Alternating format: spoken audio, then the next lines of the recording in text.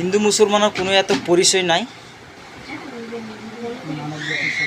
মানুষ জাতি সব একেই, কাটিলে ব্লাড সবর একই ওলাব, খালি গ্রুপ টু এবি নিবিডি এইবিলাক আছে আৰু, কিন্তু ব্লাড সবেরই রঙাই ওলাব।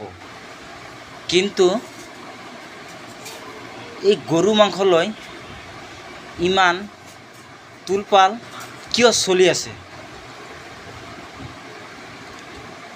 গরু মাংসটো নাগালেণ্ডত চলে, ডিমাপুৰ, বমডিলাত চলে, অৰুণাচলত চলে, খ্ৰীষ্টানে খাই আছে, আমাৰ মুছলমানে খাই আছে, আমাৰ পূৰ্বৰ পৰা আগৰ পৰা গৰু মাংস চলি আছে। কিয় বন্ধ কৰিব লাগে? চলি আছে গৰু মাংস, চলি থাকিব, খামেই। এইটো কোনে বন্ধ কৰিব নোৱাৰিব, চলিবই। বজাৰত যে বা ক'ৰবাত ফুটপাথত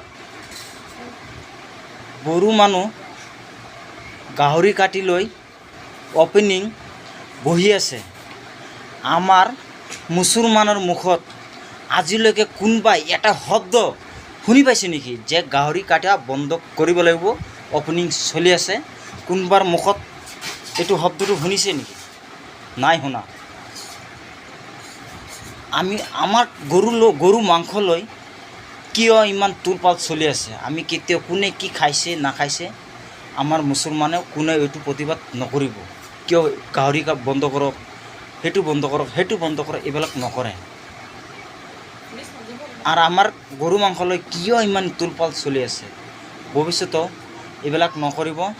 আমাৰ গৰু মাংস চলি আছে, চলিবই, পূৰ্বৰ পৰা চলি আছে, আমাৰ দেউতাৰ ককাইৰ আগৰ পৰা চলি আছে, কিন্তু খাব, এইটো কোনেও বন্ধ কৰিব নোৱাৰিব। মই কোৱাৰ মতলবত যদি বিয়া হৈছে, কমেণ্টত কোনোবাই জনাই দিব। মোৰ মতলবত বিয়া কোৱা নাই, কোনোবাই জাতি তুলি কোৱা নাই, হিন্দু মুছলমান বুলি। কিন্তু মই ভিডিঅ'টো বনোৱাটোৰ কাৰণটো এইটোৱে, গৰু মাংস খালি কিয় বন্ধ কৰিব লাগে? ফেচবুক খোলাৰ লগত খালি গৰু মাংস, গৰু মাংস, গৰু মাংস, কিয় ইমান তল কৰিছিলে? খামেই বুলি কৈছে না, খামেই, যি হ'ব হ'ব।